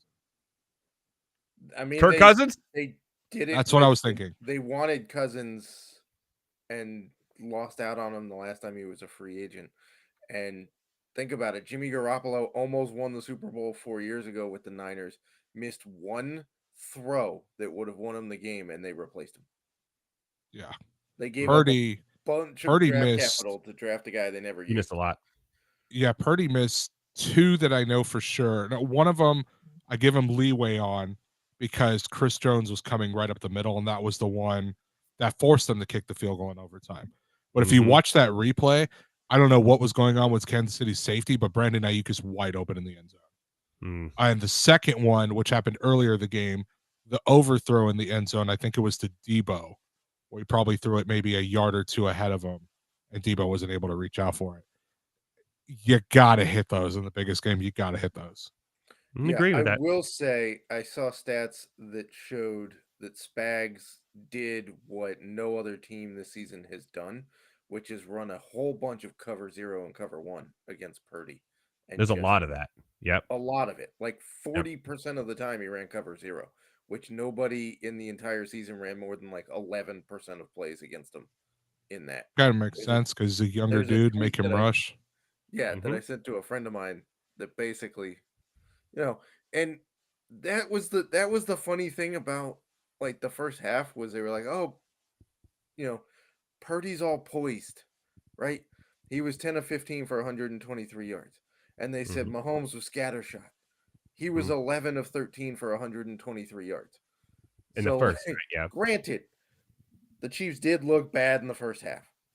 They definitely did. But I just find it funny that if you actually look at stat lines, the poised guy completed fewer passes for the exact same yardage. There was a lot of 3 and outs and a lot of punts in that first half. I'm not going to lie, but it kind of went both ways too. Even though the 49ers scored that touchdown on a gadget play, that was surprising. By the way, there was a few. That was, but that was all Christian McCaffrey. That was like, it's fun that Juwan Jennings threw the ball to him, but that was after that. Once he caught it, it was all McCaffrey, right? And his speed just gained through the block. Yeah. If you watch the replay of that touchdown, I don't know which lineman it is, but if one of those linemen doesn't chip block the DB that's coming for, it's an immediate pick six the other way. Yeah, As that throw was pass terrible. floated. Yeah, it That stayed there pass forever. felt like it was in the air for like Yeah, I could admit it. long- Yeah. like more hang time than a Tommy Townsend punt last night, which was saying something. I mean, to be Exactly. fair, throwing from one side of the field to the other is like 30, 35, 40 yards. So Yeah, the football field's what, 47 yards wide or something? I think it's 52. Something Yeah, I like think it's that. like It's like a 52 weird. yards. It's a weird number. It's not. Is Yeah, it the so same in throwing college and the all the- NFL or no? I believe so. They're the Yes, it's same. different They're color. the same width, but they changed the width of the hash marks to make the field That's what it is. Yeah. wider or narrower. Yeah, but yeah, throwing from one side of the field to the other. Like, to be fair, that is Yeah. probably it was 50 probably close to a 45-yard pass lateral. Yeah, 53.3 yards. 53.3 yards. that's interesting. Why? Just make it 53. Why the 0.3? Doesn't make any Yeah, sense. who knows? It's the NFL. American numbers and stuff. Doesn't make Yeah, any the sense. American metric system is a beautiful. Yeah. it is. One other note on the game. Tony Romo's got to go. My God, that Oh. dude. That Oh, was a no. terrible call. He was calm for the majority of the game. He was like, No, man, no, someone no. must I'm talk not to him. talking about. I'm not talking about calmness. The last He quarter, was the just. last in overtime, He was terrible. Yeah, His he insight sucks. from the drop was the first fourth down inside the red zone. He's like, you got to go for it. Like, it's a Super Bowl. You got to put points up on the board. like, now, granted, I will say Shanahan, the one call that I would have gone for it for was on 3rd and 4, the play where Chris Jones, like at the end of their possession in overtime, blew Yeah. up the middle. If you're going to take the ball first, you have to be prepared to go for it in a goal-to-go situation. Oh, yeah. You could have So gone for run it. it. Yeah. Run it on 3rd and 4. And if you get 2 yards, you have a 4th and 2, which basically any play in your playbook would go for. And you don't need a touchdown at that point. It's 3rd and 4 from the 9. So you can easily get a first down. And That- take There's the more time play off in the clock. regulation 2. The big play was the 3rd and 4 that if they were converted, they would have been able to run down the clock and kick the field goal without giving Correct. Mahomes any Yeah, time. with 2 minutes to go. Yeah, that was a big mistake right there too, with that play call. So there was a few little, but you're right. Tony Romo. Kyle Shanahan play calling in the Super Bowl being a factor. I mean, in the I'm third quarter, shocked. they said in the third quarter, the possessions, he ran it, or I think they had 12 plays and he threw on 10 of them in the Wow. third quarter or something Yeah. to that effect. He got completely away from the guy who had 160 total yards of offense in McCaffrey. But no, Romo, that was easily the worst call of a game by Romo. Yeah, he was in talking over the his entire last career. play, right? Like he couldn't even know what was happening because he was, and then like Well, he the said whole something game. about going to a second quarter. Like, no, it's Yeah. called double overtime, and I'm not 100% sure it exists because the Niners are already winning. What, Yeah, So as from what I think, the double overtime does exist because it would just start a new quarter and the clock would just go again. yeah, because the Chiefs do have an opportunity. Actually, wait. Okay. they were losing. Yeah, now that I think, okay, yeah, I need some clarification on that. Now, Wouldn't they now, have wait. had to kick a field goal and then let time run out to go to a double overtime? Oh yeah, I think That's you're right. technically true because it would be the Because if same you're as at if the they end of were the game driving in to the the end fourth of the quarter game. and you're Yeah. losing, you don't say, "Hey, I'm going to hold it and try to score from here in overtime." Like that's not. So I'm gonna. Okay, so nobody knows the overtime rule. Nobody so No, there's but that. yeah, now I'm confused because that would make sense. So I'm gonna, but I'm gonna have to double check that. do they But get yeah, their full possession or not? Like depending on the clock, I guess. But that's yeah, but I mean, because the guy said they're starting a new game, but does that because then how does the second possession in overtime end it if you're starting a whole new game? maybe we should call the Chiefs players. They seem to know the rules. Yeah, I'll have to. I I'll mean, tell you like what, to go to EPL here, right? Like you go to overtime, you play 15 minutes. Even if you score in the 15-minute period, it That's goes to true. the second 15 minutes. That's true. But is Yeah. that the case in the NFL? Well, Like, and they did run that play quick at the end because time was running out. So they could also, have what let the happened to the clock final go 3 down. seconds? Well, they won. They didn't need Hardman, it. yeah, but Hardman scored with 3 seconds on the clock. The clock stopped. when over. that- Like there was no kick. Yeah, there was but no- they didn't need to do it. They had had already won. taken the lead, like they had scored more, so it's just over. And thank God, because the So- under hit by a half. I was talking. So I was talking to my friend about this when it was 22-19 and the Chiefs start with the ball, right? Like the Chiefs are going to score a touchdown to win. That's what they're going to need to do. Mhm. It put it 25-22, which is 47. The over-under is 47.5. I was under the impression that by rule they had to kick the extra point, but I guess that's just at the end of regulation because you don't have to do it in overtime. Yeah, you know. But if they 'cause had game's to over, kick but- the extra point, like at the end of regulation, it would have put it at 26-22, which was 48. which would have put it over. Yeah. Yeah. So Yeah, so maybe they ran that play real quick to Mecole Hardman like that because if they didn't get it, they can call a timeout and they kick the field goal to make sure it goes into a second overtime. That would make a lot of Perhaps. sense because they ran that Perhaps. quick, so quick that Tony Romo was still talking about the last play while it was happening, and squiggly on the yeah. freaking- So now we've come back to Tony Romo, and I was telling my dad last night. First off, I missed the days. I used to hate Pat Summerall because I thought he was boring, and as I've gotten older, I've grown more of an appreciation for him because he was by himself. Yeah, he's hella boring, but what you put Madden with him is it just worked. It's beautiful, right? tough so- acted and acted, baby. Yeah, so missed that. And it makes me realize too how much we really took Joe Buck and Troy Aikman for granted. Because everybody, there was like a good 5-year stretch where everybody's like, Joe Buck's the worst, he sucks, blah, blah, blah, blah. And as I've gotten older and I've matured more, I'm like, man, he was actually really good. So with the I exception of the Giants World Series run with Bumgarner. I couldn't stand him during that. Oof. That was pretty bad. But yeah, I mean, Buck for the NFL isn't bad. Buck at baseball, like in the World Series, It's he pretty bad. basically hates your team. Yeah. Like, especially if the Cardinals are playing. in I the World will say Series. that Aikman, the concussions have started to show for Aikman this A year. little bit. He was the calls were rough on Monday night for Aikman. I don't mind. I didn't mind Olsen, Greg Olsen, to be honest. No, I like. And he's Olsen. already gone, and now it's Tom Brady, and I'm going, oh no. So we'll see. I will don't- give Tom Brady a year. Like You think so? it might start off a little shaky, and that's okay. It's the first time. I want my only Belichick. hope- My only hope is that Fox has had Brady pretending to broadcast this season. like they did take with it back Romo to and in that NASCAR. fake booth. Like to take it back to NASCAR when Dale Jr. joined the NBC booth, right? NBC was like, "You've never been in the booth before, so let's do this. Let's get the gang together and watch all together in a simulated booth. We're gonna watch the Fox coverage of the beginning of the season because Fox has the first half of the races, NBC takes the second half of the season.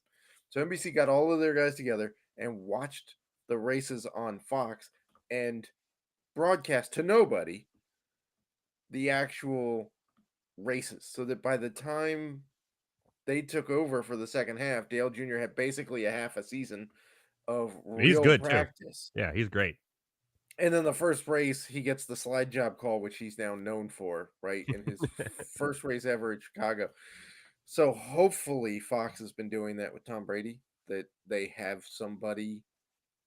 I'm sure he's not going to go working into through a it. cold turkey and just. But be I like, do let's feel go, bad you know? for Greg Olsen.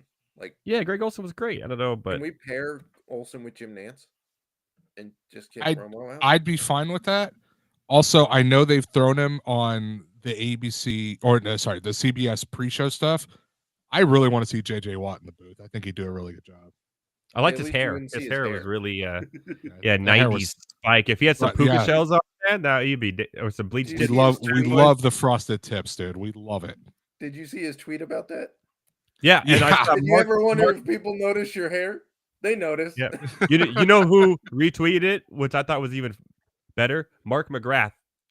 Yeah. Of course he did. That's Yeah, hilarious. of Sugar Ray fame. Retweeted with like, Oh, "Yep, man. I see you, brother," or something like that. Somebody said he's prepping to go to a 2002 prom after the game. Like, you're not wrong. It was fun. No, he was good too. I enjoyed him and his spiky hair. Remember that? Yeah. He like when you was a kid, it was like cool to put like Elmer's glue for spikes in your hair. Like that had to be what he had in there, man. It was. What were we doing as children? What were we doing? Remember those giant tubs of like LA Max or LA Gear Yes. Yeah. hair gel that you would buy like this, and it would just like, even if you showered, it would still just not get out. That's Good times. Good times. We didn't have pomade back in the day, people. We didn't even know what pomade was. We had gel. Well, no, I had American Crew styling. Oh, somebody had American Crew. Somebody had big time. All right, I see how it is. Somebody went to Super Cuts and said, "I'll take the top shelf." I went to Hair Cuttery, man. That was what we had. Hair cuttery. Yeah, it's a mid-Atlantic haircut chain. I went to the local Hispanic hair salon. That's where my mom would take us. So I would just get it done over there. Heavy T's like, I went to the kitchen. What are you talking about? Hey, there was sometimes. I think for a while when I was a kid, and then I think my mom screwed up one of my brother's haircuts one day, and she's like, "Yeah, we're going to the barber." Like, we're not doing this anymore. When I was this is embarrassing, but I'm going to tell it anyways. I had the bowl cut. The Did you actually put a bowl on your head? No. But like the haircut place, I just remember like I had the bowl with the part in the middle and the thing, and the bangs and all that good stuff. I rocked it until I finally went the JJ Watt route after that with the spike and the tub of gel and all that good stuff. And then I got cool in school. I don't know why that works, but it just does. The bowl cut going to spike hair kind of just made me cooler. It works like that sometimes. It just be like that sometimes, right, Heavy T? It'd be like that sometimes. Matt Selz, are you a Toy Story fan? I am. Well, we had a Toy Story trivia, an unlicensed Toy Story trivia game here on the show, and Heavy T did all right. He didn't make the cut of his own number, but I think one time we'll have to bring you on and see if you could outdo, or we do the trivia game where both of you. I haven't seen Toy Story 4 yet, but okay. Well, you're gonna need to get on that.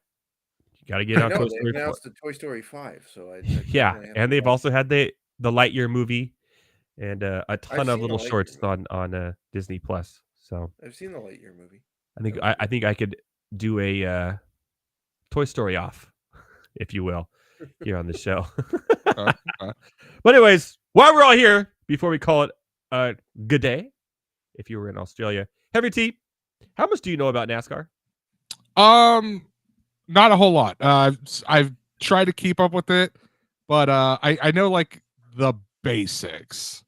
And as far as who's driving right now, circle. Yeah, I mean there's that. As far as who's driving right now, I know Austin Dillon's a thing, but I think Logano's still in it. I think Keselowski, Hamlin. I know for a fact Chase Elliott's still in it. Yep. And I'm pretty sure at least one of the Busch brothers still races. Kyle Busch is Austin Dillon's teammate. Oh, good to know. Okay, did not know that. That's about as far as I go. Oh, actually, hold on. Is one of the juniors is Ricky Stenhouse Jr. still a thing? Yes, he is. Is Bubba Wallace still a thing? Yes, he is. Okay, so I know a little bit more than that. Bubba Wallace drives for Denny Hamlin and Michael Jordan's race team. Heavy T, who won the NASCAR championship last year? He's gonna be real upset if you know who his favorite driver is. So it was Denny Hamlin? No, he has never won a NASCAR championship. Okay, good enough. Correct. Who was it? He doesn't. Ryan freaking Blaney. Come on, man. First, okay. they crop it. Okay, so I don't know if you saw this, Heavy T, or maybe I didn't send it to you, but he just won the NASCAR championship last year. And the Knicks posted a picture of Bubba Wallace that was at the game.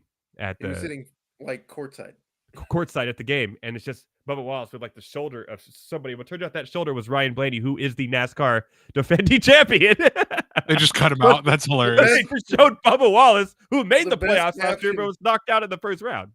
The best caption of that, because Blaney quote tweeted it and said, "Getting cropped out is poop," and somebody commented and said, "Don't worry, the Knicks don't know what champions are." Like, oh, that's good. That's good. So now Like, there's you this win running the joke internet. going on of him getting cropped out of things on the internet. That's It's pretty funny. so funny. And it's all, and everyone who does it, they always at the Knicks. Like someone posted a picture of just the trophy from the winner last year, but they just photoshopped him out, so it's just the trophy there. It says at Knicks. So good. They're So having good. fun with it. At least they're having fun with it. But we talk But about that Ryan. also, engaged to a Hooters girl, so there's He's that. engaged to a Hooters girl. Gianna. that also explains why Ryan Blaney is the best odds to win the Daytona on FanDuel, at least. He is tied with Denny Hamlin, depending on where you go. They're both very good track drivers. Or looking at it on FanDuel, Blaney's plus 900, Hamlin's plus 11. It flips on DraftKings, but we are FanDuel show of records. So yeah, so Hamlin is Hamlin is plus 900 on DraftKings, plus 1100 on FanDuel, and him and Blaney flip on in the same way. And then you have Kyle Busch, Brad Keselowski, Kyle Larson, Joey Logano, Chris Buescher, Chase Elliott, Byron, our boy Bubba Wallace, the bearded Bassmaster, Martin Truex Jr., and then everybody who still all have a chance because it's the Daytona 500. Yeah. Now, what odds are where's McDowell in the odds? I haven't had a chance to. I'm looking at him on FanDuel at plus 3,500. Ooh. Now, he won 2 years ago. Yeah, he won. I called him to win 2 years ago at plus 6,600. You did. I do want to check one thing. And thanks to there is a guy at plus 8,000. Mm-hmm. That's name is Jimmy Johnson. I just want to make sure that's not the Jimmy Johnson I'm thinking of, is it? It sure is. It's not the football coach, but it's the 7-time NASCAR champion. Yeah. I thought he retired. He's back. He did. He runs a partial schedule because he and Richard Petty. He bought part of Richard Petty's race team, which is now Legacy Motocross. Put some money on it, Heavy T. Put some money on it. Plus 8,000. Put $1. I mean, $1. Why not? I mean, yeah, he has the 5th longest odds. David Reagan won last year. So David Reagan, Zane Smith, Anthony Alfredo, and BJ McLeod are the longest. Fast Pasta's back. Yeah, Anthony Alfredo.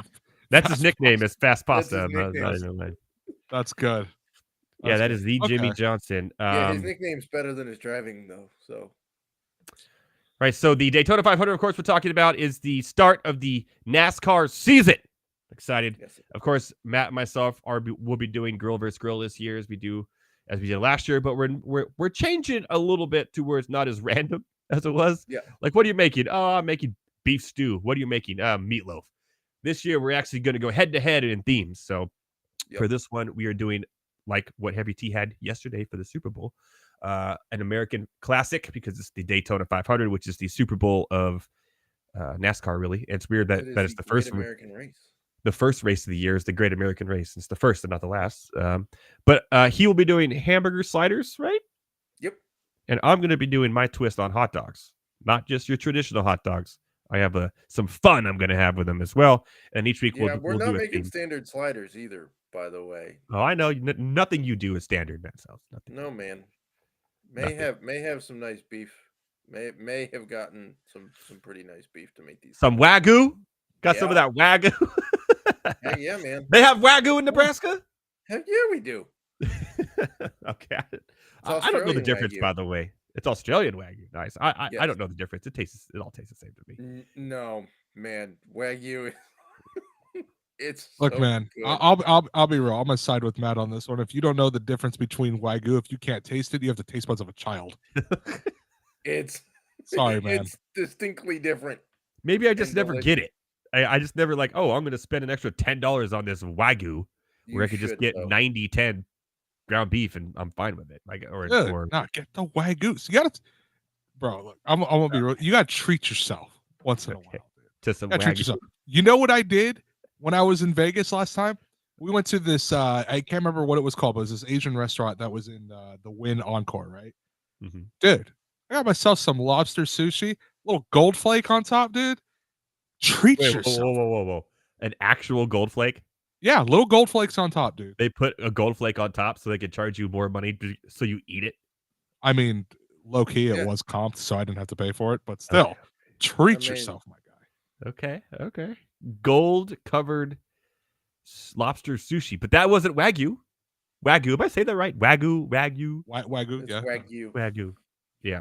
Well, yeah. I do. maybe I've, I'll I've have had to Wagyu beef before. try It's some good, of the man. Wagyu. Yeah, It's maybe I'll have to go to the local meat market here and say, "Excuse me, I'll You're take gonna the want to make Wagyu, sure it's please." not American Wagyu though. What is Wagyu? What?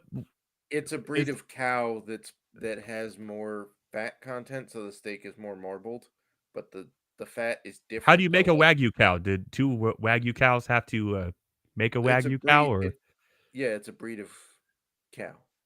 oh, so so it's it's like like purebred? So Yeah, it's like basically. so it's like the So Targaryens of cows. the most expensive one you can get is A5 Japanese. Okay. Jesus, Which how do you is know like- all this? Dude, Because because I we like are steak. connoisseurs. I Yeah, like steak and it's delicious. yeah. Um, We're not you over here that's surviving off chicken nuggets. I mean, Hey, I I'm would- a good cook. like Australian do love Wagyu some is chicken nuggets. perfectly acceptable, delicious. It's not like the gold standard that'd be A5, but like the A5 Wagyu goes for like $200 a pound, so it's Jesus not really. Yeah, it's expensive. You But know how can many get the frozen chicken Australian- nuggets I can get for that? You can get the Australian one for like 26, 27 bucks a pound.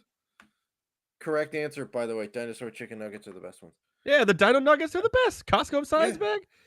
Exactly. That's my buddy Jose in the chat saying it's Yeah. more than $10 difference. Okay, yeah, he's also I one of mean- us, the barbecue I mean, connoisseur. if you went to your local meat market and you got a New York strip, you could probably get one of those for what, 11, 12 bucks a pound if it's reasonable, right? Depending on if it's like on sale, where you go, whatnot. For Wagyu. An Australian Wagyu New York strip is going to probably be about 27, 28 bucks a pound. Jesus Christ. But What's so Treat good about it? yourself. It just tastes better, or is it it tastes better. okay? Well, Like, Do you not wanna literally have, like- don't have to do anything to it. What you do is you trim off some of the fat, you put it in the hot pan, you render the fat down, and that's what you cook it in. mm. Oh, and some you don't add butter at all? You could use, if you're going to, go with Kerrygold Irish butter, because that stuff's delicious. Okay, we're not going to But go on you a don't butter need- tangent. But you don't need salt, you don't need pepper, you don't need steak seasoning, you don't need. I don't put steak. Well, it depends on the steak. Like my filet mignon is strictly butter. That's it. I don't put anything else on. Yeah, cook it like a filet mignon. Yeah. You don't put anything on Wagyu. I do cast You iron pan, just like 2 minutes Get it aside, hot, and put it render in the the oven fat for a little down. bit and bring it down. Yeah. and you Apparently, cook next it time for- we're in San Diego, we need to go to Cowboy Star. They have some Wagyu stuff there. Someone in the chat. Oh, it's my buddy Jose again. Go to Cowboy However, I Star. will say if you're gonna make sliders with it, you may have to add a little bit more, like add some other meat to it, because the fat content for sliders has to be higher, so it holds together. I'm gonna have to better. start a whole new show and podcast called like Cooking with Us. Monday Night Cooks. Doing Wagyu steaks over here. Matt Selz, quick. Who are your top 3 picks to win the Daytona 500? And then Heavy T will give us his. So I'm gonna go with 3 dudes we just mentioned. One of them is your guy, Ryan Blaney, because Shout he's out. ridiculously good on plate tracks. Shout to the You champion. can't ever count out Denny Hamlin. He's won this race 3 times. He always seems to be finishing in the top 5. He's a contender. And we'll go with Mr. Bubba Wallace. Bubba Yes, Wallace. He's really good at plate tracks. He's won at Talladega, which doesn't necessarily Plus mean 2,000. he can win at Daytona, but he is the leader of the Toyota camp at plate tracks. He Mhm. does do very, very well in drafting races. So I'm gonna. We've had Go ahead. surprise You want a winners the longer last 2 shot? years. So You want a longer shot?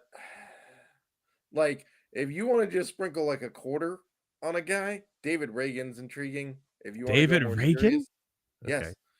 If you want to go more serious and a little longer odds, Isn't he a Doug rally car McDowell. driver? He's a former NASCAR guy who I'm pretty sure won. Pretty sure he's won the Daytona 500. Has he? before. Reagan? I think you're right, actually. Yeah.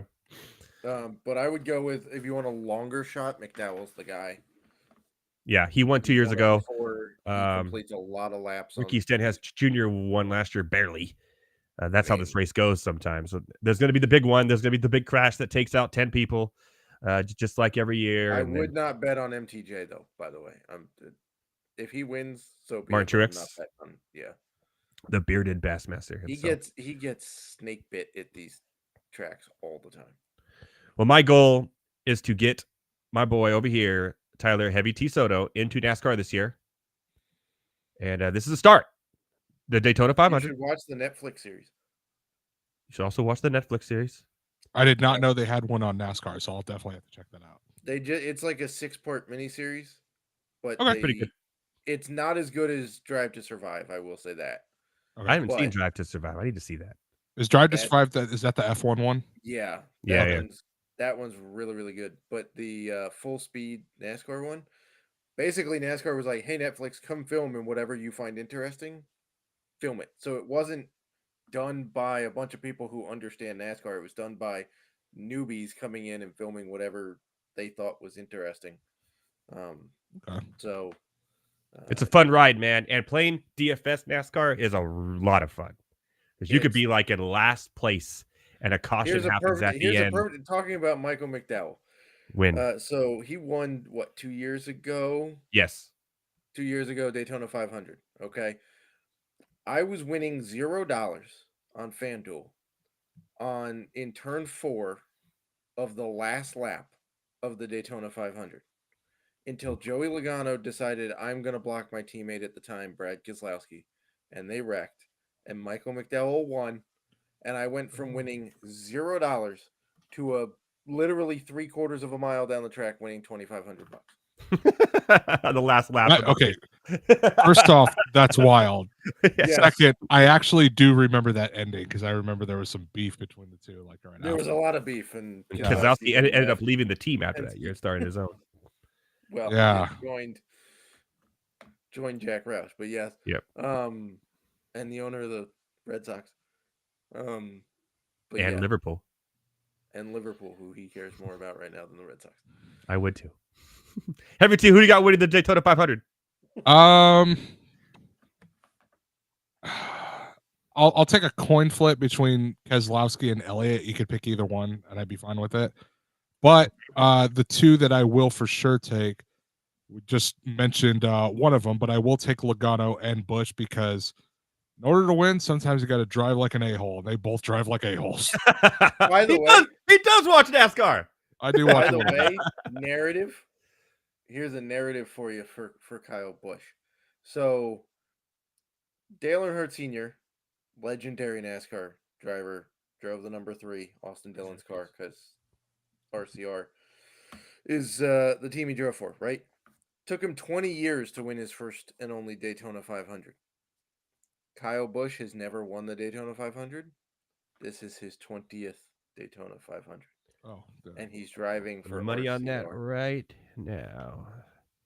So we like narratives. Here's my. We love narratives, and I am currently betting the deed to my parents' house.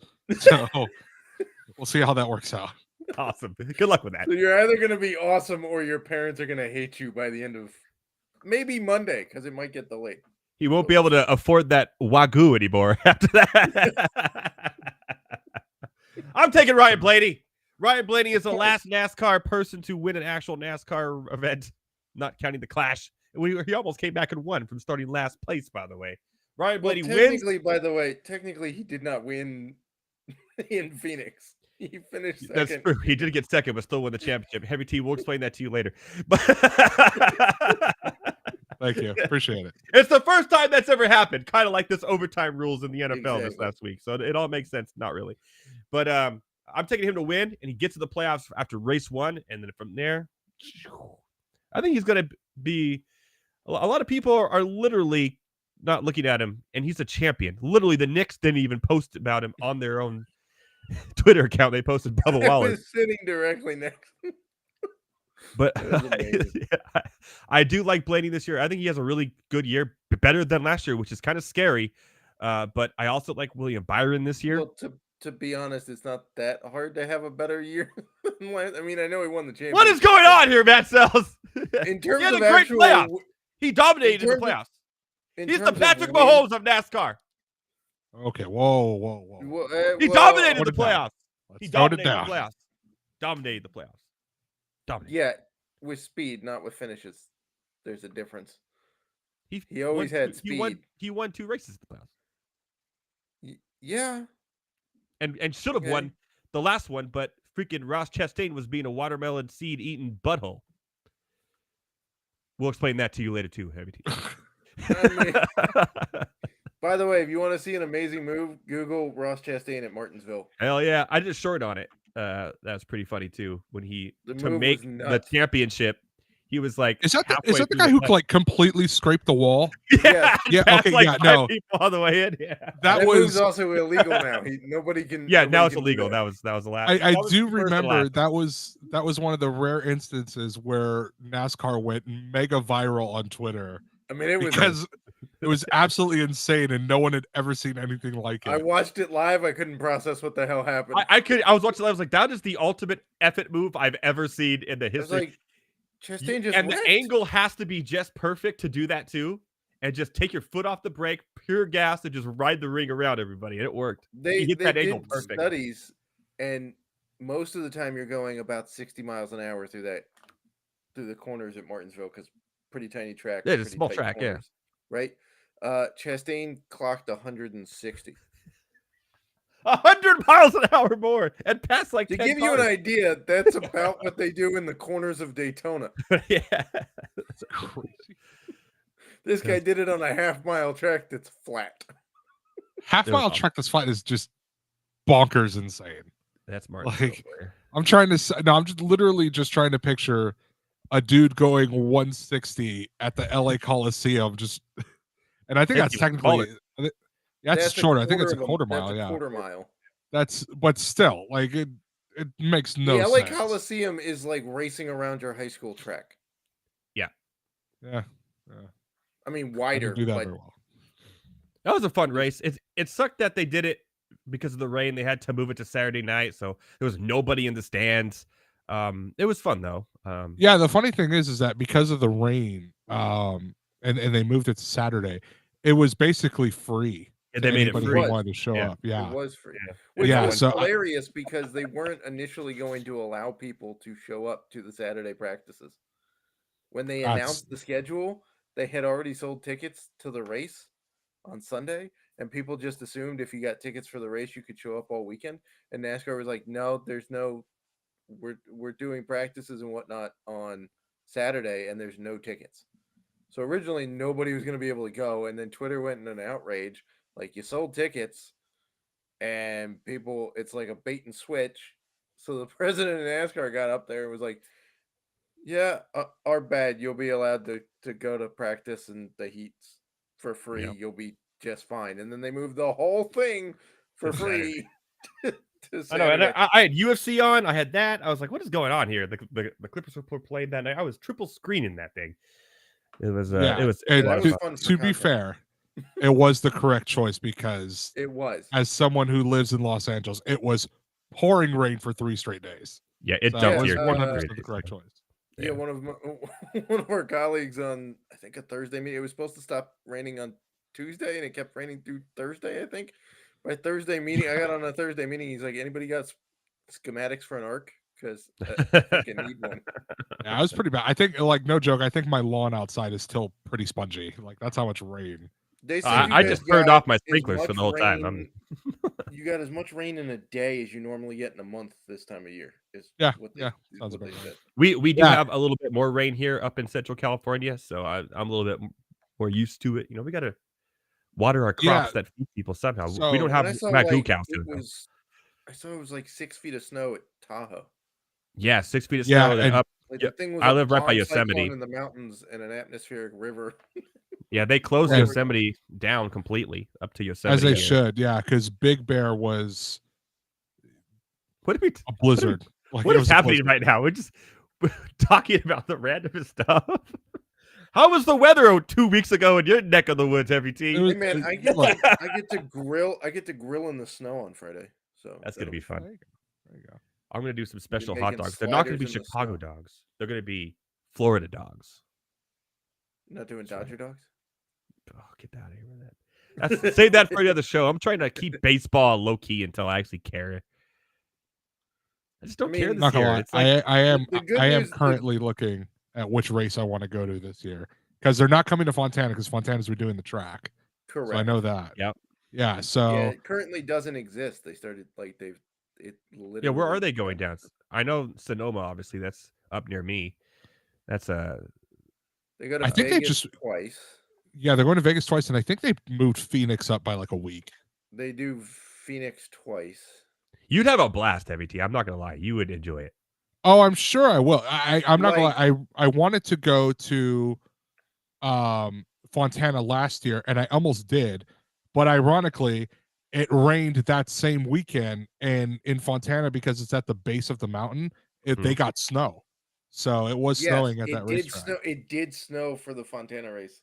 There was a Yeah. snow delay. I remember that for the Auto Club 400. There was a snow delay, which you don't normally associate. Well, let me know with- which one you want to go to. Maybe I'll join you. We'll have some fun.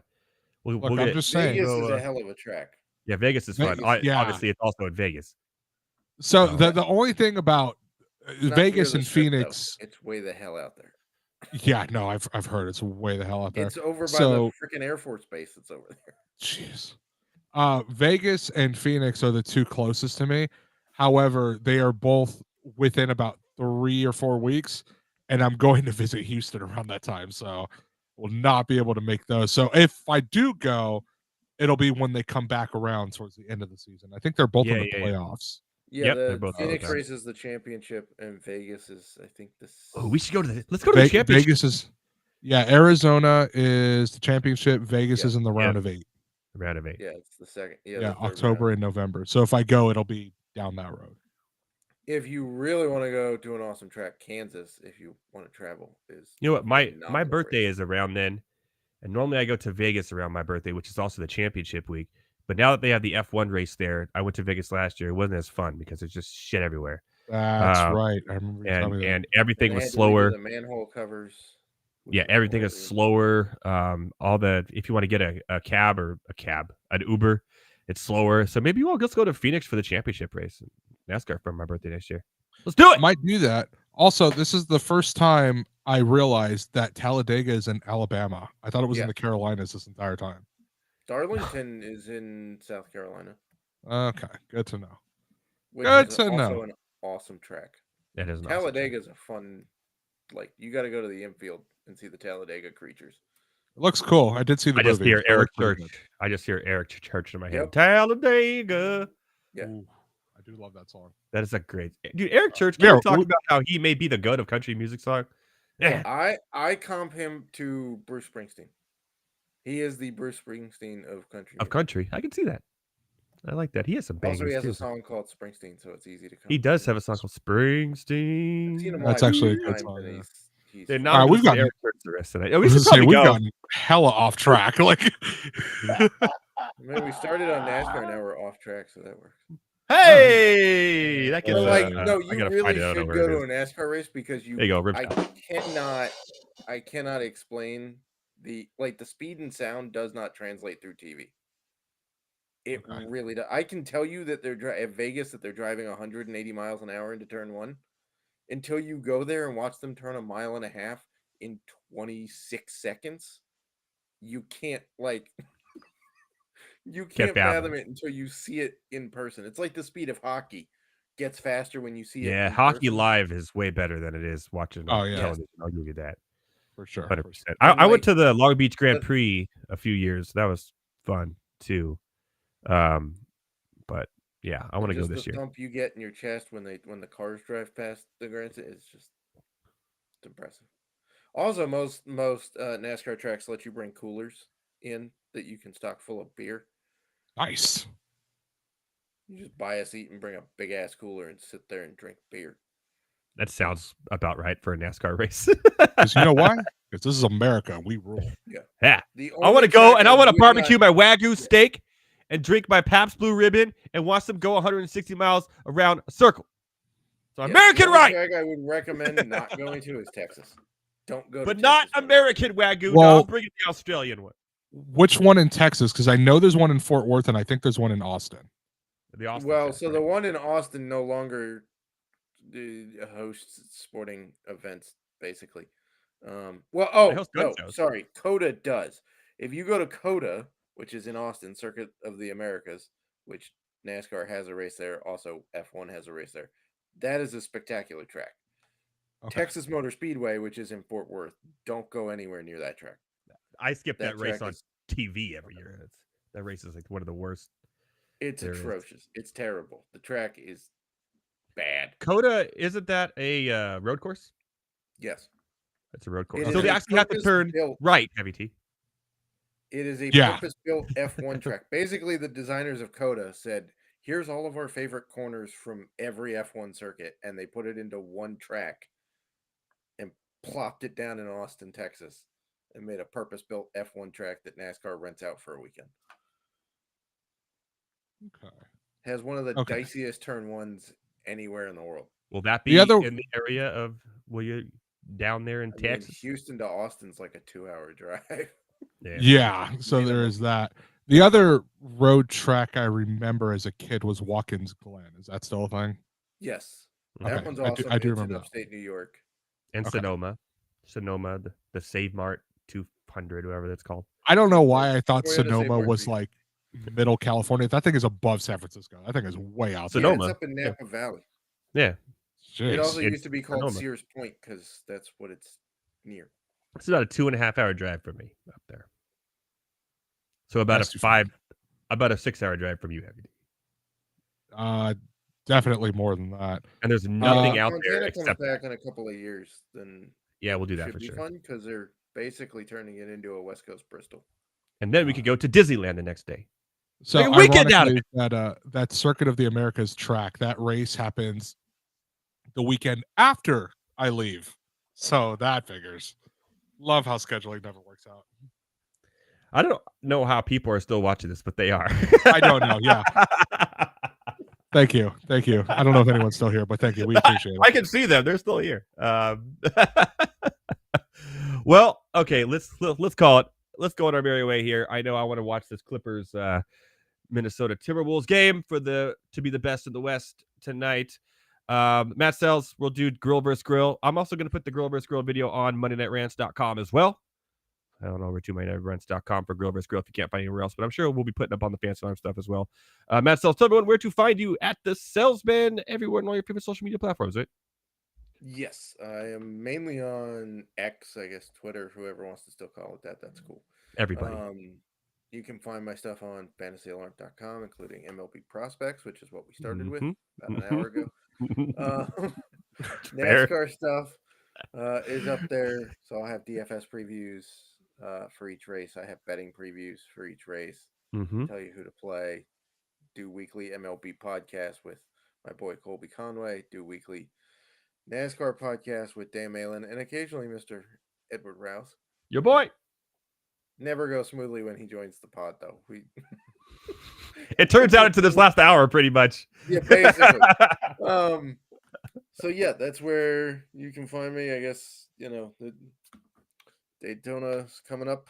Let's go. Have betting NASCAR previews season, up. baseball prospects. Get your Fantasy Alarm draft guide for your fantasy baseball draft needs because it is the best in the business. Come on. And they really decided to irritate me and put Juan Soto in a Yankees uniform on it this year. No, I still have picked it up, and your prospect stuff is the best. And now somebody knows that who's in my league, and they're gonna rival me when it comes to picking up the right. You want to hear something funny real quick to end the show? I'm in a 21 team. My home league is 21 teams, and we have 35-man rosters. It's a complex league, and it's keepers with minor leaguers that you could basically keep until they come up. Well, one of my league mates, because the Fantasy Alarm Draft Guide was free last year, discovered my prospect list last year and sent out a league-wide email going, "Hey, are you the Matt Selz that wrote this?" And I was like, "Yes." Then they kick you out, my did they? entire league had my updated top 400 prospect list leading up to the draft in a very prospect-savvy league where basically if you come into that league, you have no shot at getting a top 100 prospect. because they're all rostered. Yeah, there's 21 people in that league. How's that? Yes. Is it obviously it's not head to head. It has to be No, it's points. Roto. It's Roto. It's a Man, Roto that league. is insane. And Well, Heavy it T. started. I think it's older than me. Damn. Yeah, by a year. So it's like I'm not going to ask how old OG. you are, but yeah, we get it. It started in '85. Yes, I was 85. born. I wasn't even born yet. I was born in 1985. I still had 6 years before I was born. I was born in '86. Yeah, got the youngin. Okay, I think we need to cheer because I think we actually got Heavy T into NASCAR. I think we did our job. Oh, I I should watch that Netflix one though. I'll definitely check out the Netflix one. I will say I've been like 1 foot in, 1 foot out on NASCAR, not because I didn't like it, but like to carve out that time on a Saturday or a Sunday to watch the full race does get a little tricky. But the good thing is I do work at FanDuel on Saturdays or Sundays, so you know what I'm going to be doing at work? Watching the race. Kind of works out. Go. But before you do, you're going to get all your stuff from Matt Selz at Fancy Alarm. Yes. So yeah, when you watch for actual like strategy during the race and like how they're calling pit stops and like when they make moves for tires and fuel and whatever, and realize it's not just dudes driving around in a oval for 3 hours, it gets a lot more interesting. Also, was it Kyle Larson that ran out of gas last year? Who was the car that ran out of gas and had to? Yeah. Don't do that. There's been at least one guy to run out of gas every year. That's the most embarrassing way to lose a race. That sucks. Yeah. And then all of the pit crew guys are former D1 athletes. No, Kansas is getting their ass kicked by Texas Tech right now. Fantastic. Yeah, I know you're a Kansas State guy down here. I am. I went there. Yeah, I'll just root for them. 59-43 with 6 minutes left in the and I did bet on Texas Tech, so I'm feeling really good about this. I'll take it because K-State beat KU last Monday. Mm-hmm. So I've been killing those college basketball Monday nights. Anyways, we gotta go. You lost. The show is supposed to only be an hour, and now we're going on an hour 2, like old days, like last year. That was only a month and a half ago. I'm old enough to remember when. Yeah, I remember. I'm old enough to remember when we did 2 hours, and then here we are. Yeah. Plus, I'm seeing people slowly dissipate from the views. So they're like, we gotta go. So I'm calling it. It was a good show, though. We got to cure everyone's Super Bowl hangover. We got to talk NBA, UFC, obviously NASCAR. Prospects help Heavy T up in his Dynasty Baseball League. Get him into NASCAR. Heavy T, obviously, at Heavy T on air on X, Twitter, Instagram. Are you working on your inept sports franchises articles? I am going to probably start that this week and hopefully have it up by this upcoming Monday. Perfect. Matt Selz, I don't want to go on a tangent because I want to leave everyone hanging, but he is, when it comes to inept sports franchises, Heavy T knows this stuff. If there was a award like you won for your racing writing for inept franchises, Heavy T would win that award. I'm going to be honest. It has a lot of yelling and it might have some swearing. So he is counting down. The Rockies just have to win every year. Right? Ooh, they should be in the running. Paying somebody $50 million to not have Nolan Arenado play for you has got to be one of the worst moves ever. I mean, look, if you want an idea of how my blogs usually go, when I was working in Houston, I was blogging for the radio station, and Jack Easterby was all over the Texans franchise. And I got on and I did a blog about him, and I compared him to the preacher in the third Purge movie that says "Purge and Purify" with a weird smile on his face. So that's about where these blogs go. We get real dark. Oh, it's going to be fantastic, my fellow ranters. We will obviously post that when it's live and get it out to the world. And you should do little shorts and real videos, kind of highlighted and everything too. I might. We'll see what we can come up with. I'll have a lot of fun when we get Thomas to edit it. We'll get him to do something besides just collect questions. I'm just kidding. Thomas Stevens, of course, Rant on the Street. He'll be back next week as well. Let's call it a day, gentlemen. Thank you guys so much. Matt Selz, it was always a pleasure, man. A good friend of the show. Check him out. Check out all his stuff at the Salesman, at Heavy T on air, on Instagram, on X. Not on Facebook though. We got to work on that. I'm on Facebook. I'll be honest. I am on Facebook. I never use it. So Okay. Just don't even bother. That's Just where look at most the of our sticker. viewers are, Heavy T. So if they're looking for you, then they have to, go to your old like high school picture on Facebook. You know what? I don't. I couldn't even tell you what's my profile picture on Facebook right now. I have no idea. We'll have to look that up. That'd be fun to show that next show. For myself, Watch, from it's Heavy gonna T. look like JJ Watt. Yeah, right. With puka shells and the. Oh, we get another viewer. Let's stay on another hour. I'm kidding. From myself, from Heavy T, from Matt Selz, Fanslar, Better Sports Network, and Thomas Stevens. We hope you guys all feel better tomorrow from your Super Bowl hangover. And we'll see you next week. Monday Night Rants. Talking and having fun. Shout out to Taj McGowan. Shout out to Lotso. We'll see you next week.